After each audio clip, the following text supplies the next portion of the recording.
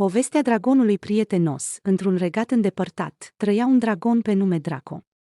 În ciuda înfățișării sale înspăimântătoare, Draco era un dragon prietenos și bâlând, care iubea să petreacă timp în compania altor creaturi magice din regat. Într-o zi, când zburda prin pădurea fermecată, Draco a întâlnit o căprioară timidă numită Căprioara.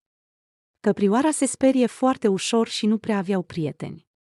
Draco, cu ochii săi mari și zâmbetul său bâlând, i-a spus că nu are motive să-i fie frică și i-a oferit o floare colorată ca semn de prietenie.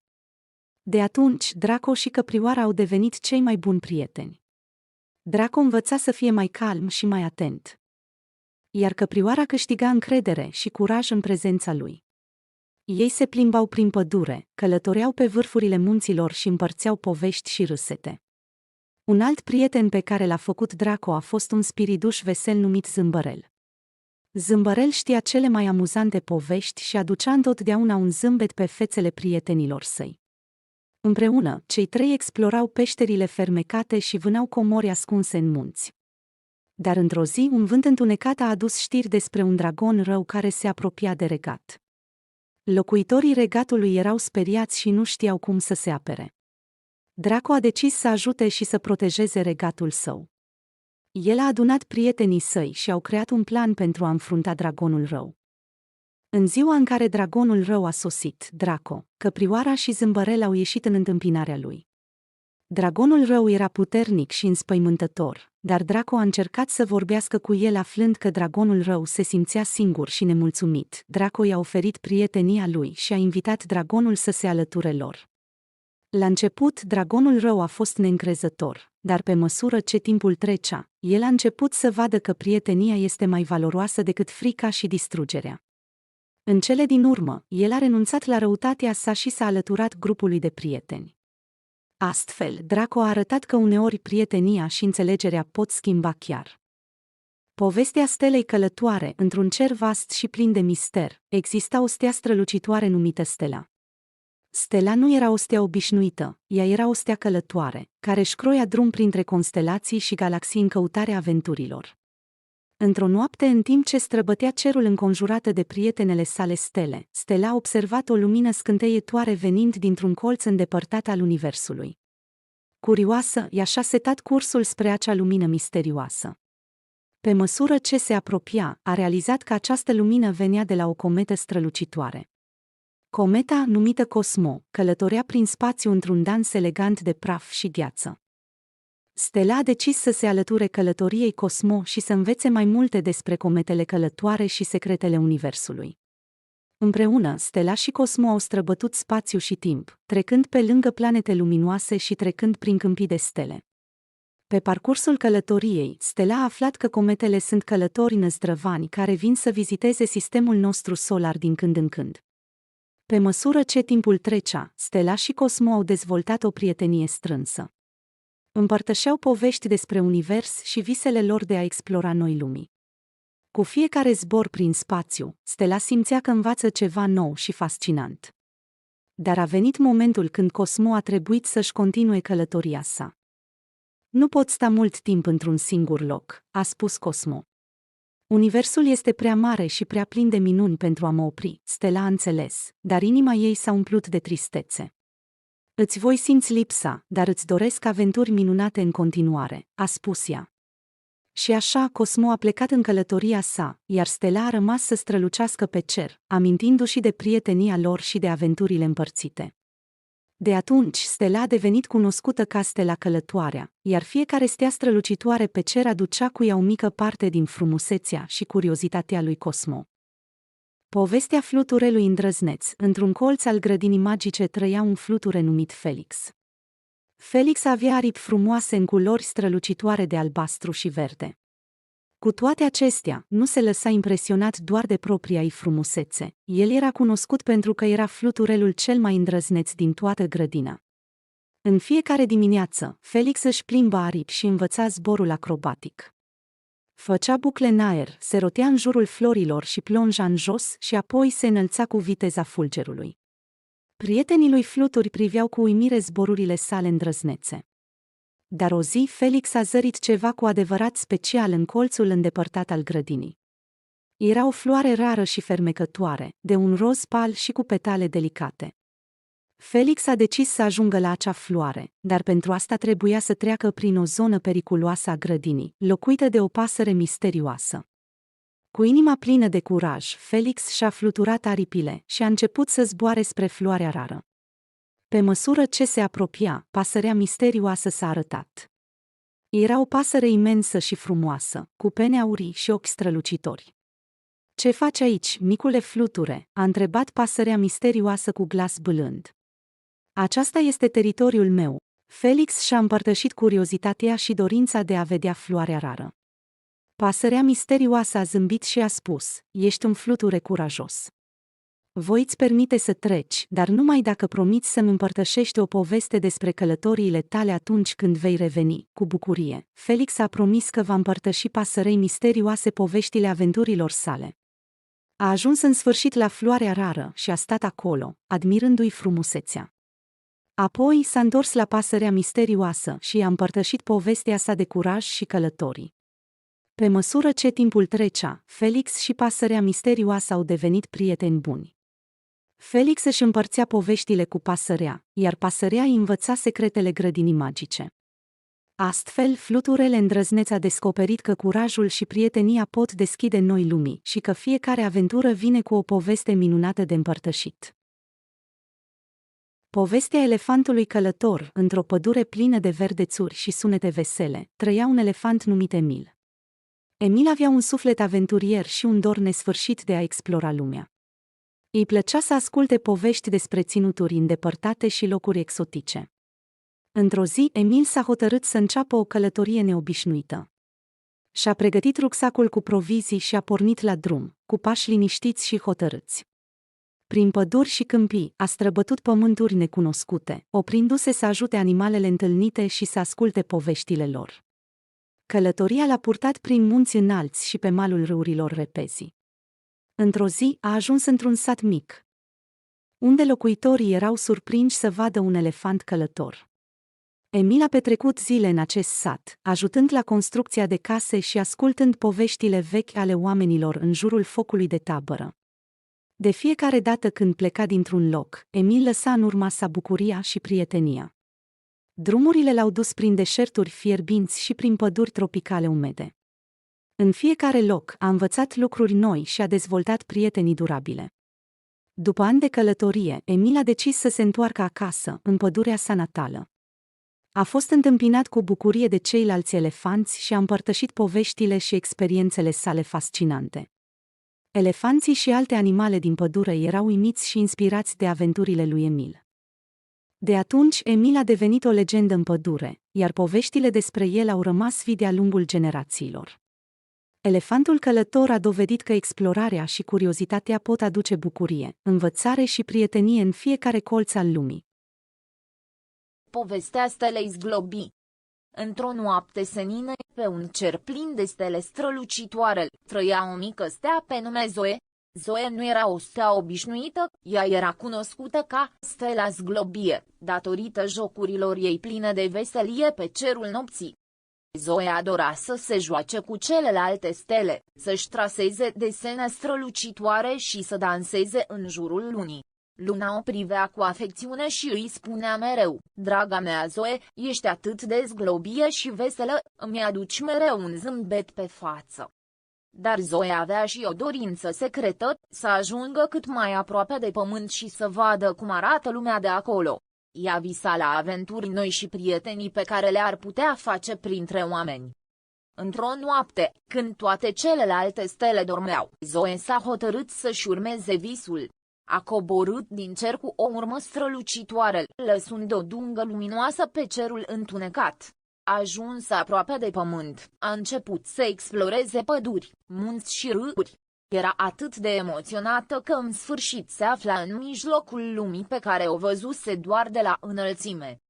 Pe măsură ce răsărea soarele, oamenii dintr-un mic sat au văzut dunga luminoasă de pe cer și au început să vorbească despre steaua zglobie, care a coborât pe pământ.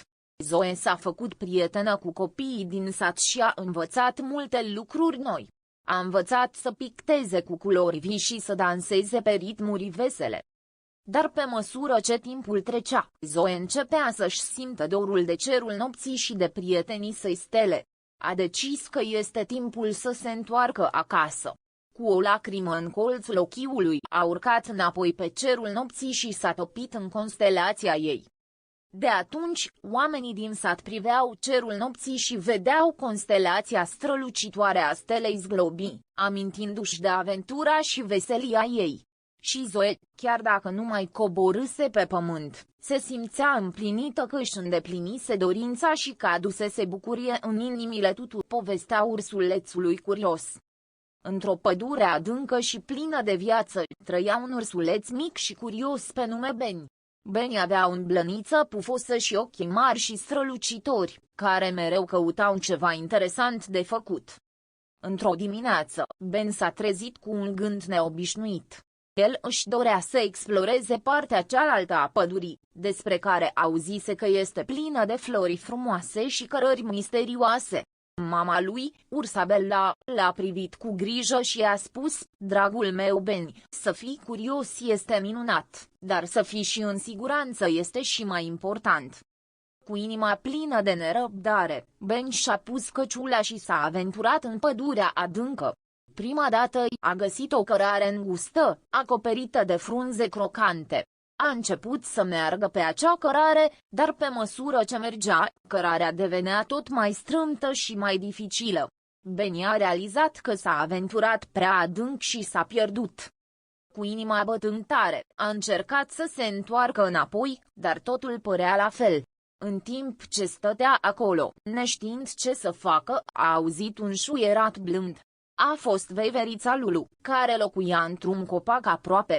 Lulu a spus: "Salut, micule prieten! Te-ai rătăcit, nu-i așa? Nu-ți face griji, te voi ajuta să găsești drumul spre casă." Cu ajutorul veveriței Lulu, Beni a reușit să găsească drumul înapoi la cărarea principală. "Mulțumesc mult, Lulu," a spus Beni cu bucurie, "ai dreptate, a fi curios este distractiv, dar în siguranță este cel mai important." Ben s-a întors acasă, iar mama lui l-a primit cu o îmbrățișare caldă. "Sunt mândră de tine că ai învățat o lecție importantă astăzi, dragul meu. Curiozitatea este minunată, dar trebuie să fim întotdeauna atenți și să ascultăm sfaturile celor din jur." Și de atunci, Beni a continuat să fie un ursuleț curios, dar a învățat că în siguranță este întotdeauna cea mai bună alegere. Șoricica încrezută. Odată, într-o pădure frumoasă, trăia o șoricică numită Sofia.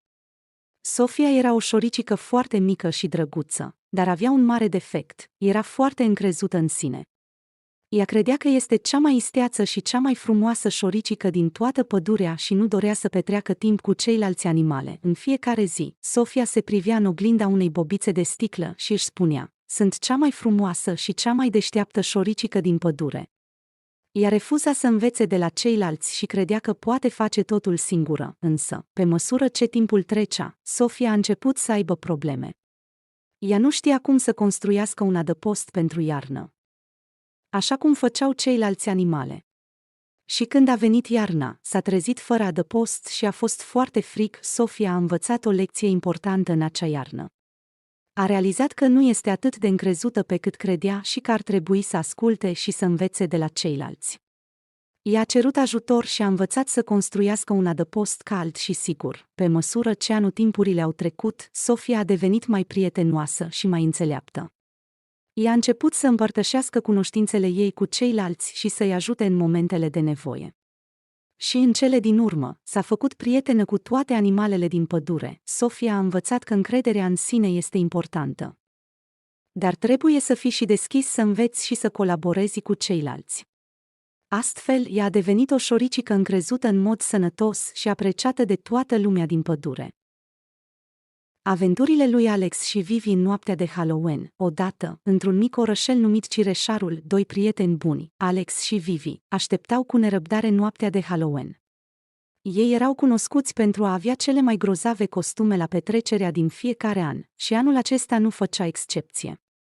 Alex s-a hotărât să se îmbrace ca un cavaler curajos, iar Vivi a ales să fie o vrajitoare simpatică. În seara de Halloween, au pornit pe străzi, bateau la uși și primeau dulciuri. Toți vecinii s-au bucurat de costumele lor și le ofereau dulciuri delicioase. Pe parcursul serii au întâlnit spiriduși zglobi, zombi dansatori și chiar o mumie care nu putea să-și dea jos bandajele. Erau atât de distracție, pe măsură ce se apropia miezul nopții, au ajuns într-o pădure misterioasă din apropiere. Lumina lunii strălucea printre copaci, creând umbre înfricoșătoare. Alex și Vivi au început să audă sunete ciudate și aveau un sentiment de neliniște. Însă, ca niște eroi adevărați, au hotărât să exploreze pădurea în timp ce se plimbau în adâncurile pădurii. Au descoperit o casă veche, care părea a fi bântuită. Au auzit râsuri și mișcări ciudate. Cu inimile lor bătând tare, au strigat: "Cine este acolo?" Dintr-un colț al casei a apărut o pisică neagră cu ochi strălucitori. I-a miaunat prietenoasă și a început să le arate calea spre o petrecere secretă a vrăjitoarelor din apropiere. La petrecere, Alex și Vivi s-au distrat de minune. Au învățat să facă vraje amuzante, să danseze pe muzică fermecată și să se joace cu spiriduși veseli. Cu toate că pareau diferiți de ceilalți, au fost primiți cu brațele deschise și au descoperit că Halloween-ul nu era doar despre sperieturi, ci și despre prietenie și distracție. Când a venit momentul să se întoarcă acasă, au spus la revedere noilor lor prieteni și s-au întors în cireșarul lor. Alex și Vivi au ajuns la concluzia că Halloween este o sărbătoare minunată în care poți fi cine vrei și poți face prieteni noi, chiar și în cele mai neobișnuite locuri, și astfel, aventura lor în noaptea de Halloween s-a încheiat, iar Alex și Vivi au adormit cu zâmbete pe buze, știind că prietenia lor era mai puternică decât orice vrăjitorie. Aventurile strumfilor, călătoria în pădurea fermecată. Într-un sat îndepărtat și pitoresc din mijlocul unei păduri magice, locuiau niște creaturi mici și albastre numite strumfii. Acești strumfii aveau vreo 20 de centimetri înălțime și erau cunoscuți pentru că aveau o dragoste imensă pentru natură și aventură. Una dintre zile, strumful Strumfior a venit cu o veste interesantă. El a aflat despre o pădure fermecată la marginea pădurii, despre care se spunea că era plină de minuni și comori. Strumful cel curios, strumful cel curajos și strumful cea inventivă au decis să pornească într-o călătorie pentru a explora această pădure misterioasă. Cu rucsacurile lor pline de gustări și un plan bine stabilit, au pornit în dimineața următoare. Pe măsură ce se aventurau mai adânc în pădure, au început să vadă plante și animale neobișnuite pe care nu le văzuseră niciodată. Păsările cântau melodii fermecate, iar pietrele scânteiau ca diamante în soare. Călătoria lor i-a dus la un izvor cristalin, unde apa era atât de limpede și curată încât strumful inventiv a avut o idee strălucită. El a construit o mică roată de apă care transforma apa într-un șir de bule strălucitoare și colorate. Au hotărât să o numească fântâna fermecată a strumfilor, pe măsură ce se apropiau de inima pădurii fermecate. Au găsit o cascadă uimitoare care cădea într-un lac plin de pești colorați și jucăuși. Aici, strumful curios și-a dat seama că lumina strălucitoare a cascadei se transforma într-un arc-en-ciel minunat. Au petrecut ore întregi admirând spectacolul natural și au botezat cascada Cascada Strumfului Curios. Pe măsură ce călătoria lor a continuat, strumful curajos a descoperit o grotă ascunsă. În interior au găsit o comoară adevărată, un tezaur de cristale strălucitoare și pietre prețioase. În ciuda tentației, strumfulii au decis să lase tezaurul intact, pentru a păstra frumusețea naturală a pădurii fermecate. În cele din urmă, strumful s-au întors în satul lor cu inimile pline de bucurie și amintiri prețioase ale aventurilor lor în pădurea fermecată. Au adus cu ei povești și comori de neprețuit și au învățat că adevărata bogăție se găsește în frumusețea naturii și în prietenie. Pădurea fermecată a devenit un loc legendar în viața strumfilor și o sursă continuă de inspirație pentru aventurile lor ulterioare. Pisica curioasă și puiul de ursuleț. Într-o pădure frumoasă și liniștită, trăia o pisică jucausă numită Lulu. Lulu era foarte curioasă și îi plăcea să exploreze tot ce era în jurul ei. Într-o zi, pe când se plimba prin pădure, a auzit un sunet mic și plâns. Urmând sunetul, a descoperit un pui de ursuleț rătăcit și speriat, pe nume Ursi. Lulu s-a apropiat de Ursi și l-a mângâiat cu blana ei moale. Ursi a spus că s-a pierdut din cauza curiozității sale și nu știa cum să ajungă înapoi la mama lui urs. Lulu a zâmbit și i-a promis că îl va ajuta să se întoarcă acasă. Astfel, Lulu și Ursi au început o aventură prin pădure. Pe parcurs, au întâlnit o bufniță înțeleaptă care le-a arătat calea cea mai sigură spre peștera mamei lui Ursi. Totuși, înainte de a pleca, bufnița le-a învățat o lecție importantă despre curiozitate și despre cum să fie atenți în timpul aventurilor lor. Pe măsură ce se apropiau de peșteră, Lulu și Ursi au dat peste o familie de iepurași care erau blocați într-un hățiș de tufișuri. Cu ajutorul ghearelor ascuțite ale Lulu, au reușit să despartă tufișurile și să elibereze iepurașii. Aceștia au fost foarte recunoscători și au promis să-i ajute pe Lulu și Ursi în viitor, dacă vor avea nevoie. În cele din urmă, Lulu și Ursi au ajuns în siguranță la peștera mamei lui Ursi. Mama ursulețului a fost foarte bucuroasă să-și revadă puiul și i-a mulțumit lui Lulu pentru că l-a ajutat.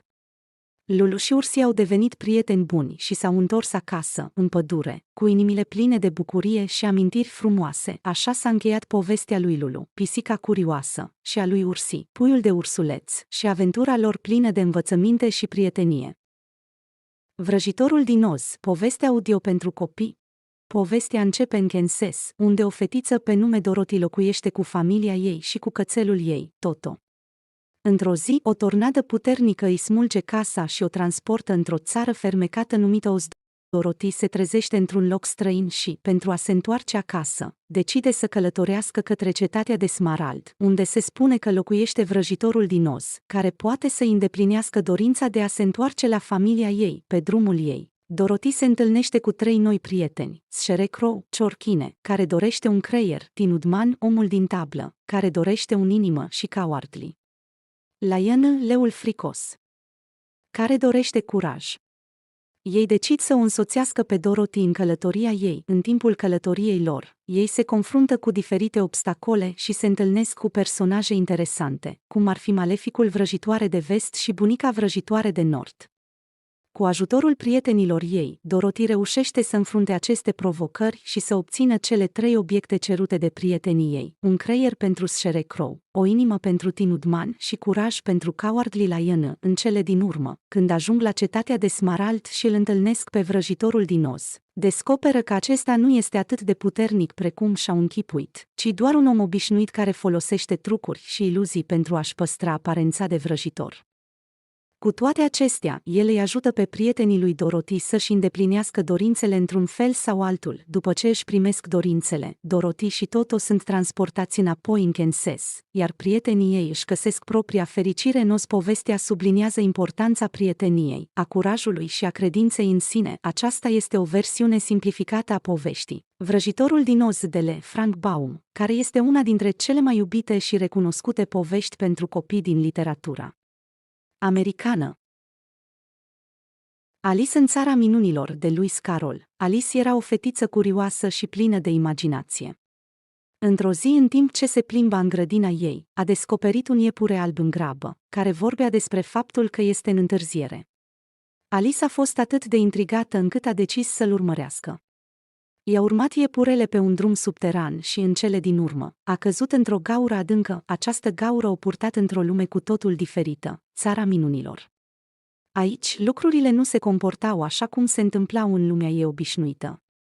Alice a întâlnit creaturi ciudate, cum ar fi Cheshire Cat, care avea obiceiul de a dispărea și apărea fără să aibă un corp întreg. A dat și peste o iepure nebun, un șoricel și o mâță zburătoare. Pe parcursul aventurii sale, Alice s-a confruntat cu provocări neașteptate și a intrat în conversații absurde. Ea a crescut și a scăzut în dimensiune, s-a schimbat într-un joc de cărți și chiar a participat la o ceaină nebună. Fiecare întâlnire și fiecare loc din țara minunilor era mai bizar decât cel precedent. În cele din urmă, Alice a avut parte de o aventură extraordinară și a reușit să se trezească din visul ei. S-a trezit înapoi în grădina ei, cu o perspectivă diferită asupra lumii ei obișnuite. Aceasta este o versiune scurtă a poveștii Alice în țara minunilor. Este o poveste captivantă și plină de fantezie care explorează lumea imaginației și a nonsensului. Fata înțeleaptă, poveste audio. Într-un mic sat dintr-un colț îndepărtat al lumii, trăia o fată numită Elena. Elena era cunoscută în sat ca fiind cea mai înțeleaptă persoană de vârsta ei. Deși avea doar 12 ani, oamenii din sat se întorceau mereu la ea pentru sfaturi și înțelepciune. Secretul înțelepciunii Elenei consta în curiozitatea ei nesfârșită și dorința de a învăța în fiecare zi. Ea petrecea mult timp în biblioteca satului, studiind cărți vechi și noi, și călătorind în imaginația ei prin lumii fantastice. Într-o zi, satul a fost lovit de o secetă gravă. Culturile erau uscate, iar oamenii sufereau din cauza lipsei apei și hranei. O adunare a satului a fost organizată și oamenii s-au întors la Elena pentru a afla ce să facă. Elena a sugerat că ar trebui să caute izvoare de apă subterane, bazându-se pe informațiile dintr-o carte veche pe care o citise. Cu ajutorul sătenilor, Elena a început să sape și să caute apă. După câteva zile de muncă istovitoare, au găsit un izvor subteran care a readus viața în sat. Oamenii au fost recunoscători pentru înțelepciunea ei și pentru curajul de a căuta soluții într-o situație dificilă. De-a lungul anilor, Elena a continuat să studieze și să învețe, devenind o persoană înțeleaptă și respectată în întregul sat. Povestea ei ne învață că înțelepciunea nu depinde de vârstă și că dorința de a învăța și de a căuta soluții poate aduce lumina în cele mai întunecate momente. Albinuța Maia, poveste audio pentru copii. Albinuța Maia era una dintre cele mai curioase albine din stup. Ea nu era mulțumită doar să zboare prin livada cu flori și să adune nectar. Maia dorea să exploreze lumea și să descopere lucruri noi în fiecare zi. Într-o zi frumoasă de primăvară, Maia a hotărât să plece într-o aventură neobișnuită. Ea a zburat până la marginea pădurii, unde a găsit o cărare misterioasă. Fără să stea pe gânduri, s-a aventurat în pădurea încântătoare. În timpul călătoriei ei, Maia a întâlnit o muscă bătrână și înțeleaptă numită Mosca. Mosca i-a spus lui Maia despre un loc special în pădure, unde cresc flori cu nectar delicios și unde potrivirea culorilor este spectaculoasă. Maia a fost intrigată și a cerut să o însoțească pe Mosca. Cu ajutorul Moscăii, Maia a ajuns într-un tărâm fermecat, unde flori de toate culorile se întindeau la orizont. Aici, ea a descoperit cea mai frumoasă floare cu nectar dulce pe care o văzuse vreodată. Era o floare mare și roz care îi atrăgea pe toți polenizatorii din jur. Maia s-a bucurat de nectarul delicios și a învățat că aventurile pot aduce noi prieteni și experiențe minunate.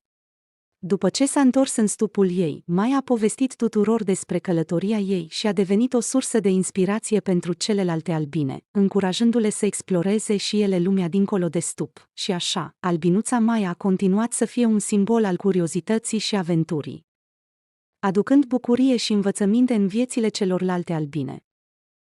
Aventurile fluturelui Zâmbăreț, basm audio pentru copii. A fost odată ca niciodată, într-o pădure fermecată, un fluture vesel numit Zâmbăreț. Zâmbăreț avea aripi de un albastru strălucitor și un zâmbet mereu pe buze. Era prietenul tuturor vietăților din pădure și se bucura să-i ajute pe cei în nevoie. Într-o zi, Zâmbăreț a auzit un plânset slab venind dintr-un tufiș. El s-a apropiat și a descoperit o broscuță mică și speriată, numită Bob.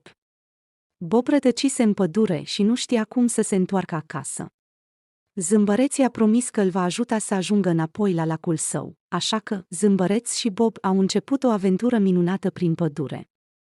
Pe drum au întâlnit un iepuraș care era trist pentru că își pierduse morcovul preferat. Zâmbăreț și Bob au început să caute morcovul împreună și l-au găsit în cele din urmă sub o frunză mare. În timp ce mergeau mai departe, au dat peste o bufniță care nu își putea găsi puiul. Cu ajutorul aripii sale strălucitoare, Zâmbăreț a luminat întunericul și a descoperit puiul bufniței într-un cuib ascuns într-un copac înalt. După multe aventuri, Zâmbăreț și Bob au reușit să-l ajute pe Bob să ajungă înapoi la lacul său. Broscuța era recunoscătoare și a zâmbit pentru prima dată de când se cunoscuseră. De atunci, Zâmbăreț, Bob și toate vietățile din pădure au devenit cei mai buni prieteni și au trăit fericiți în armonie. Iar fluturel Zâmbăreț a învățat că bucuria vine din a-i ajuta pe cei din jur și că prietenia este cea mai prețioasă comoară. Și așa s-a încheiat povestea fluturelui Zâmbăreț și a aventurii sale magice în pădurea fermecată. Cenușăreasa, poveste audio pentru copii. A fost odată ca niciodată, într-un regat îndepărtat, o tânără și frumoasă prințesă pe nume Cenușăreasa. Ea trăia într-o casă mică, modestă, alături de mama sa, după ce tatăl său murise. Cu toate că avea un suflet bâlând și era harnică, Viața ei era plină de greutăți și munci casnice, cenușăreasa era supusă la fapte rele de către cele două surori ale sale vitrege, Anastasia și Drizela, care trăiau în același castel și se bucurau de toate privilegiile regale. Ele o făceau să muncească neîncetat, curățând și gătind, și o numeau cenușăreasă din cauza hainelor ei murdare și zdrențuite. Într-o zi, când regatul a primit o invitație la marele bal regal, Anastasia și Drizela au fost foarte fericite, deoarece erau sigure că vor fi alese de prinț ca partenere. Cenușăreasa, deși visa să meargă la bal, a fost lăsată în urmă pentru a-și îndeplini sarcinile gospodărești, dar viața cenușăresei avea să se schimbe în acea seară.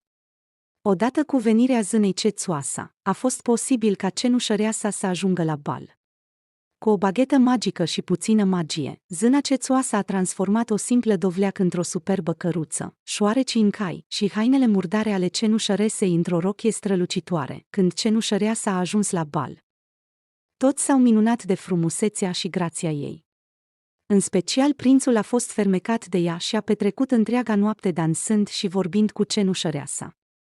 Însă la miezul nopții, cenușăreasa a fugit, știind că magia zânei Cețoasa se va termina. Prințul a găsit doar o pantofică de cristal pe scările balului și a hotărât să o găsească pe fata cu pantoful de cristal, pentru că era convins că ea era iubirea vieții sale.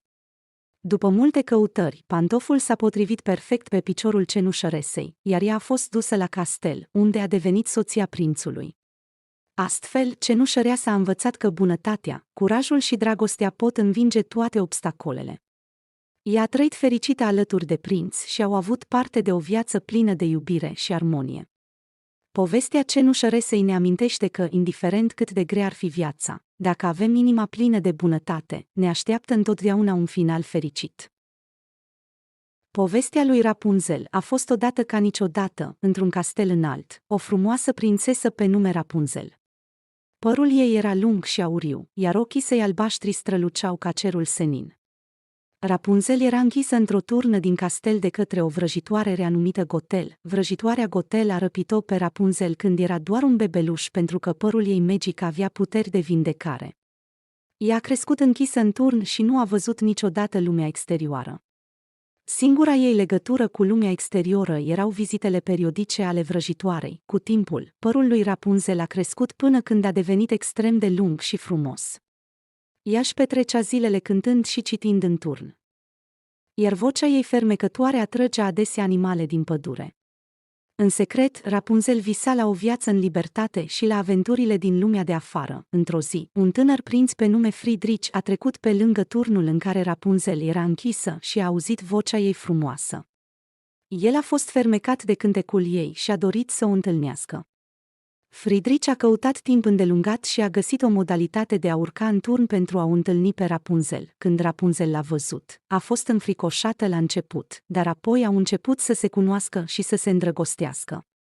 Friedrich a venit în secret la turn pentru a o vizita și pentru a o aduce pe Rapunzel în lumea exterioară.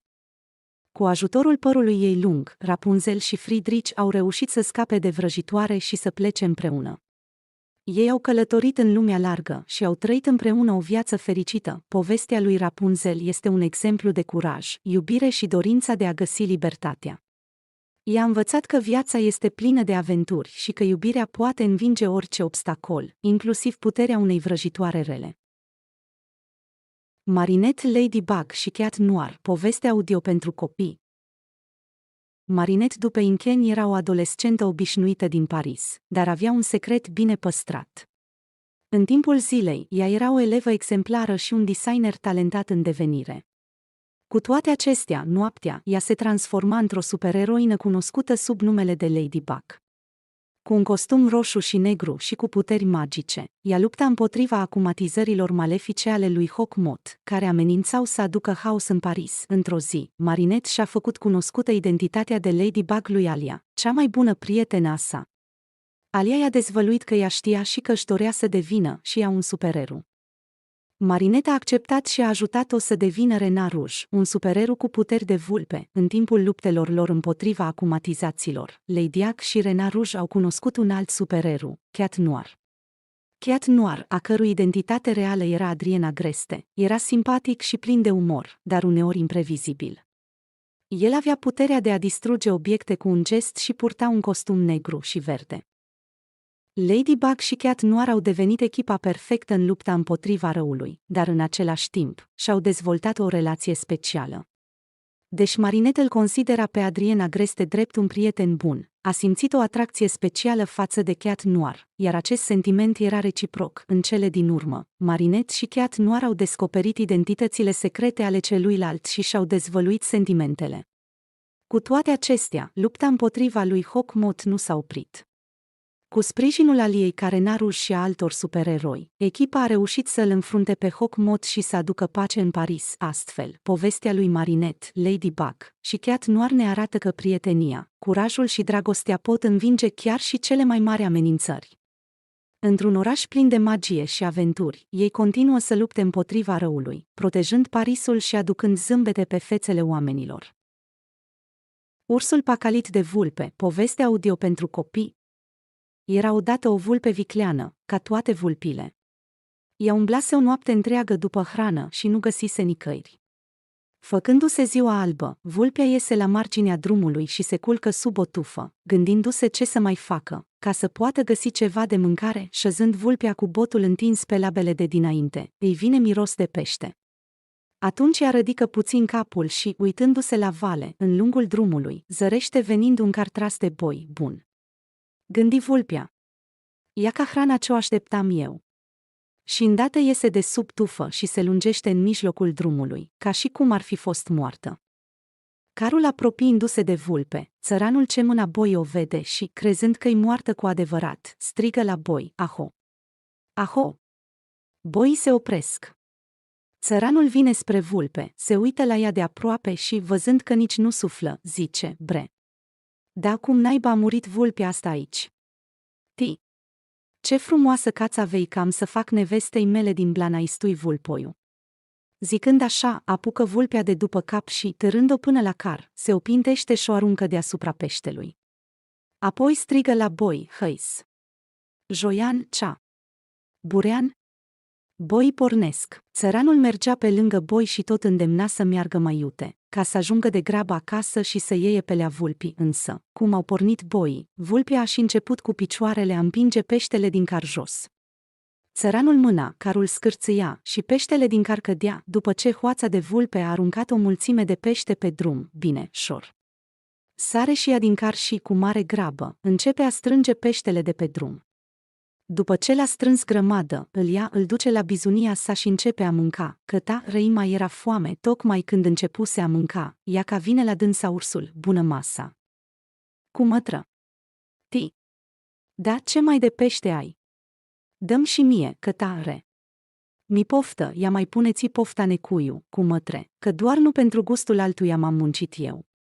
Dacă ți-e așa de poftă, du-te și-ți moaie coada nebaltă, ca mine, și avea pește să mănânci, învață-mă, te rog, cu mătră, că eu nu știu cum se prinde peștele. Atunci vulpea rânci dinții și zise, alei, cu mătre.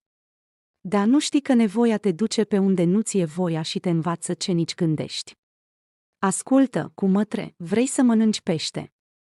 Du-te de sară la băltoaga cea din marginea pădurei, vârâți coada neapă și stă-i pe loc. Fără să te miști până despre ziua, atunci smuncește vârtos spre mal și ai să scoți o mulțime de pește, poate îndoit și întreit decât am scos eu.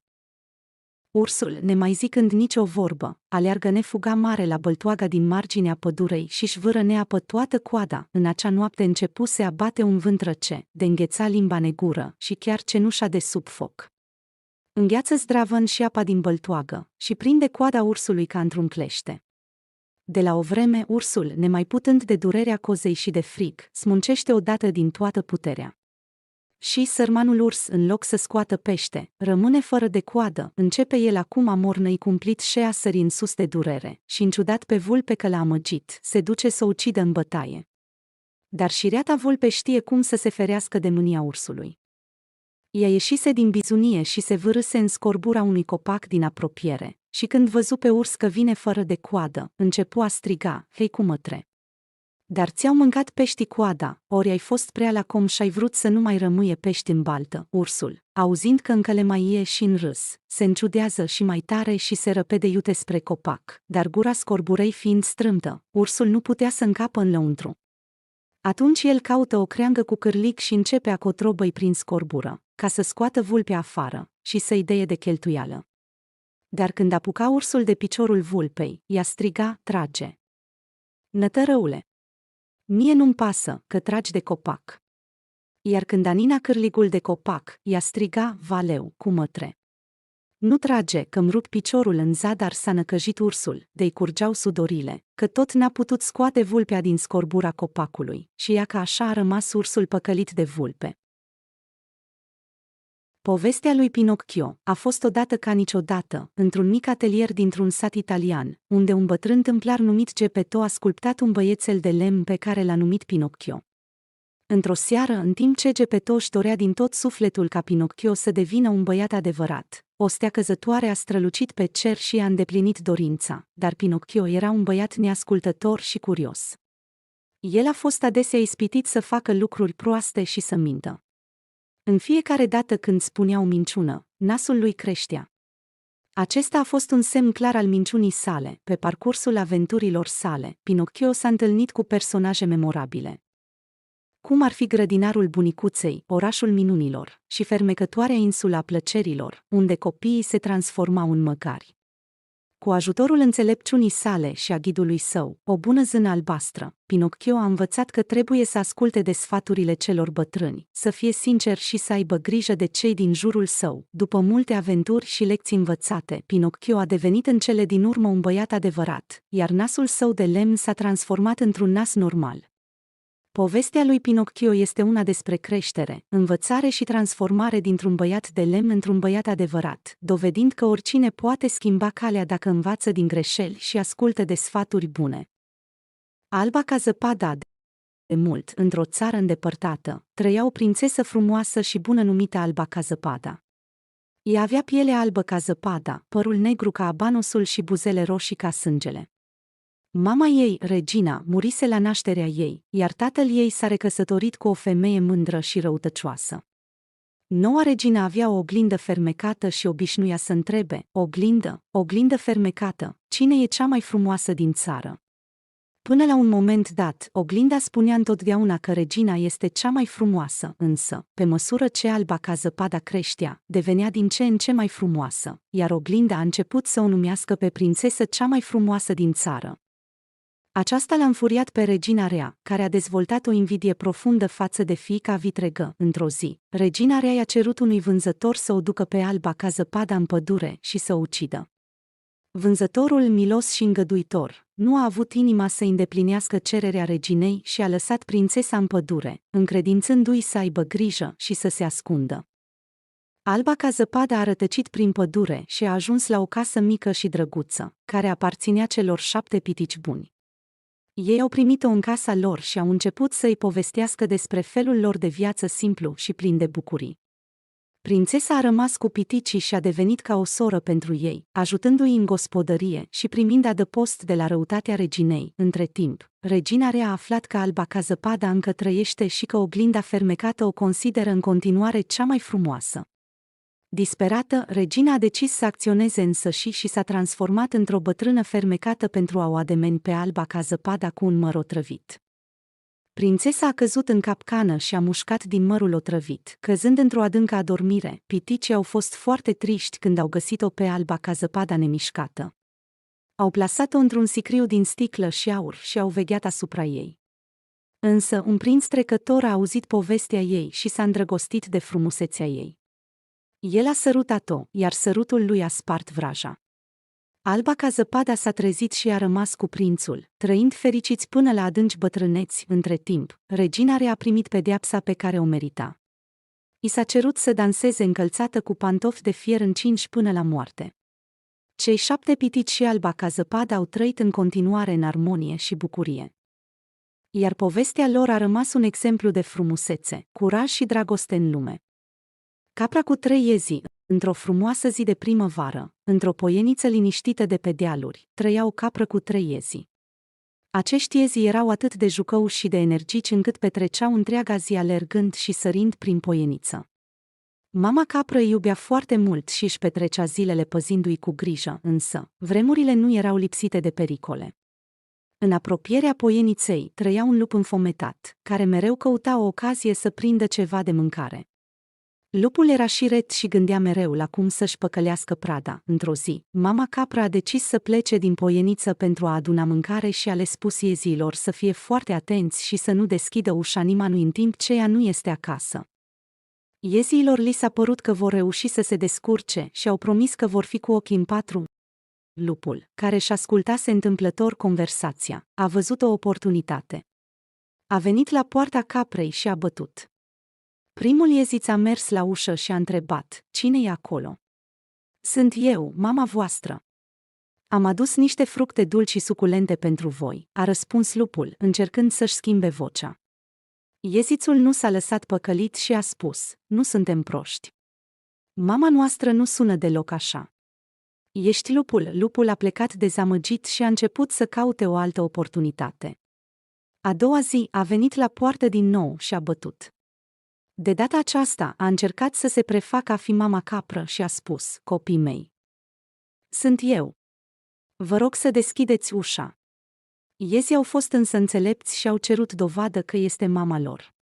"Arată-ne lăbuța și vocile noastre să știm că ești cu adevărat mama," au spus ei. Lupul nu putea să imite vocile și a plecat înfrânt, frustrat. Lupul a decis să recurgă la o altă metodă. A mers la un magazin de vopsele și s-a colorat în alb pentru a semăna cu oaia. Cu noua sa înfățișare, a venit la poarta a treia zi și a bătut.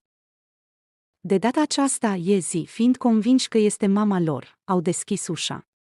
Însă, cel mai mic ied a observat că ceva nu este în regulă și s-a ascuns sub pat.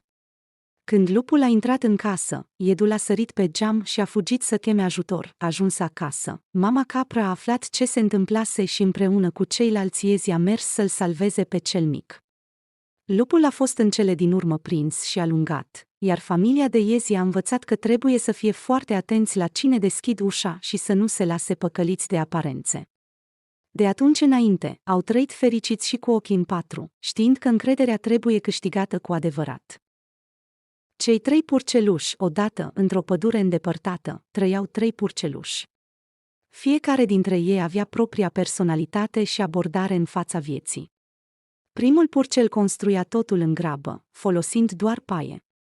Acesta nu părea să-și facă griji pentru viitor și își petrecea timpul jucându-se. Al doilea purcel era mai harnic decât primul și a ales să-și construiască casa din lemn. Acesta avea o atitudine mai serioasă și înțelegea că va trebui să-și asigure protecția în fața pericolelor care ar putea veni. Cel de-al treilea purcel era cel mai înțelept dintre toți. El și-a dat seama că va trebui să investească mai mult timp și efort pentru a-și construi o casă solidă și sigură. Astfel a construit casa din cărămidă, punându-și toată priceperea și răbdarea în această sarcină, însă, în apropierea pădurii trăia un lup rău, care căuta mereu pradă. Aflând despre cele trei case, lupul a hotărât să le încerce pe rând. S-a apropiat de casa din paie și a strigat: "Purcelule, purcelule, deschide ușa." Primul purcel speriat a fugit în casa din lemn a celui de-al doilea purcel. Lupul s-a apropiat de casa din lemn și a strigat și acolo: "Purcelule, purcelule, deschide ușa." Dar purcelul din lemn a refuzat să deschidă ușa, știind că lupul este periculos. În schimb, lupul a încercat să sufle și să doboare casa de lemn, dar a avut dificultăți. Frustrat, lupul a pornit spre casa din cărămidă a celui de-al treilea purcel. Aici a strigat la fel: "Purcelule, purcelule, deschide ușa." Însă, purcelul din cărămidă a răspuns cu hotărâre că nu va deschide ușa. Lupul a încercat să sufle și să doboare casa, dar nici de această dată nu a reușit. Realizând că nu poate intra în casa solidă, lupul s-a gândit să folosească o altă abordare. El a încercat să îi convingă pe cei trei purceluși să iasă din casele lor și să vină cu el la cules de mere. Dar cei trei purceluși nu s-au lăsat păcăliți și au rămas în casele lor. Lupul a devenit din ce în ce mai frustrat și a încercat să escaladeze coșul casei din cărămidă. Însă, în timp ce încerca să urce, cei trei purceluși au fost mai deștepți. Au pornit un foc în șemineu și au așteptat ca lupul să coboare pe horn. Când a încercat să intre, a fost prins în gura de foc și s-a speriat atât de tare încât a fugit și nu s-a mai întors în pădure. Astfel, cei 3 purceluși au învățat că planificarea, răbdarea și munca asiduă sunt esențiale pentru a depăși provocările vieții.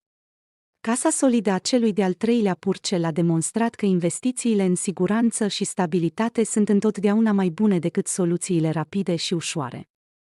Odată, într-un mic sat, trăia o fetiță numită Ana. Ana era cunoscută pentru că era mereu rea și obraznică. Ea nu asculta de părinți, îi certa pe ceilalți copii și le făcea mereu glume proaste. Într-o zi, Ana a întâlnit o bătrână amabilă pe stradă. Bătrâna avea nevoie de ajutor ca să-și care sacoșele cu cumpărături acasă. În loc să o ajute, Ana a trecut pe lângă ea fără să zică un cuvânt și a continuat să-și bage nasul în treburile ei. În acea noapte, Ana a avut un vis ciudat. A visat că era într-o pădure întunecată și speriată, fără să știe cum să iasă. În mijlocul pădurii, a văzut-o pe bătrâna pe care o întâlnise mai devreme. Și aceasta i-a întins o mână de ajutor. Ana a acceptat și, ghidată de bătrână, a găsit calea spre casă. Când s-a trezit dimineața, Ana a realizat că trebuie să schimbe modul în care se purta cu ceilalți și să fie mai amabilă. De atunci, ea a început să ajute oamenii, să fie mai atentă la părinți și să-și facă prieteni adevărați. Povestea fetiței rebele, Ana, ne învață că putem învăța lecții importante din experiențele noastre și că fiecare are potențialul de a se schimba și de a deveni mai bun. Povestea Scufiței Roșii. Odată, într-un mic sat, trăia o fetiță cunoscută ca Scufița Roșie datorită paltonului ei roșu pe care îl purta mereu. Ea era cunoscută pentru dragostea sa față de bunica ei, care locuia în pădure, la marginea satului. Bunica o iubea la rândul ei și îi croșeta mereu lucruri frumoase. Într-o zi, mama Scufiței Roșii a chemat-o și i-a spus: "Draga mea, ia acest coșuleț cu prăjituri și du-le bunicii tale. Dar ai grijă pe drum să nu vorbești cu străini și să nu te abăți de la drumul bătut prin pădure." Scufița Roșie a luat coșul și a pornit spre casa bunicii. Pe drum a întâlnit un lup înfometat care i-a adresat câteva întrebări aparent nevinovate despre destinația ei. Fetița, fiind naivă, i-a spus unde se ducea. Lupul a zâmbit în sinea lui și a luat un scurt circuit prin pădure pentru a ajunge mai repede la casa bunicii. Ajungând acolo înaintea Scufiței Roșii, lupul a intrat în casă și a înghițit-o pe bunică, apoi s-a ascuns în patul ei. Când Scufița Roșie a ajuns la casa bunicii și a intrat în cameră, a fost uimită să vadă cum bunicuța ei arată. "Bunica dragă, ce ochi mari ai," a spus. "Sunt să te văd mai bine, draga mea," a răspuns lupul, imitând vocea bunicuței. Apoi, Scufița Roșie a observat și alte trăsături ciudate la bunica ei. "Bunica dragă, ce urechi mari ai," a exclamat. "Sunt să te aud mai bine." "Draga mea," a răspuns lupul din nou. Fetița nu și-a dat seama încă că nu era vorba despre bunica ei. În cele din urmă, Scufița Roșie a observat gura mare a bunicii. "Bunica dragă, ce dinți mari ai," a spus ea. Și lupul a răspuns: "Sunt să te mănânc mai bine." În acel moment, lupul a sărit din pat și a încercat să o înghită și pe Scufița Roșie, dar din fericire, în acel moment, un vânător care trecea prin zonă a auzit zgomotul din casă și a intrat înăuntru. A văzut lupta dintre Scufița Roșie și lup și a intervenit rapid, omorând lupul și eliberând bunicuța și fetița. De atunci, Scufița Roșie a învățat că trebuie să fie mai atentă în prezența străinilor și că nu trebuie să dezvăluie informații prea personale. Ea și bunica ei au trăit fericite și în siguranță, iar povestea aventurilor ei a devenit cunoscută în toată lumea. Povestea castelului fermecat. Într-un tărâm îndepărtat, în mijlocul unei păduri magice, se înălța un castel fermecat. Castelul era faimos pentru că fiecare încăpere ascundea o surpriză magică și fiecare colț al său era plin de minuni. Într-o zi, o fetiță curioasă pe nume Ela a intrat în pădure. A văzut în depărtare zidurile strălucitoare ale castelului și a simțit o atracție puternică. Ea a intrat în castel și a descoperit că fiecare ușă deschidea calea către un tărâm nou și fascinant. Prima ușă pe care a deschis-o a dus-o într-o grădină plină de flori care cântau melodiile vântului. A doua ușă a dus-o într-o bibliotecă imensă, unde cărțile începeau să vorbească și să împărtășească povești uimitoare. Cu fiecare ușă, el a experimentat ceva magic și unic. Când a ajuns în sala tronului, el l-a întâlnit pe regele castelului, un bătrân înțelept îmbrăcat în haine strălucitoare. Regele i-a spus că castelul era un loc în care dorințele se transformau în realitate și că fiecare aventură înseamnă să găsești ceva special în interiorul tău. El a rămas în castel timp de câteva zile, explorând fiecare colț și împărtășind zâmbete cu locuitorii magici ai castelului, spirituși, păsări vorbitoare și plante înfloritoare. În cele din urmă, când a simțit că este timpul să plece, regele i-a oferit lui el o piatră strălucitoare. Această piatră îți amintește că magia este în jurul tău, în fiecare lucru mic și în fiecare vis pe care îl porți în inimă, i-a spus regele. El a părăsit castelul cu inima plină de bucurie și cu piatra strălucitoare în mână. În fiecare zi care a urmat, a privit piatra și a simțit că o parte din magia castelului trăia în interiorul ei, și astfel, povestea castelului fermecat a continuat să trăiască în inima lui Ela și a tuturor celor care au aflat de minunile ascunse din acea lume magică.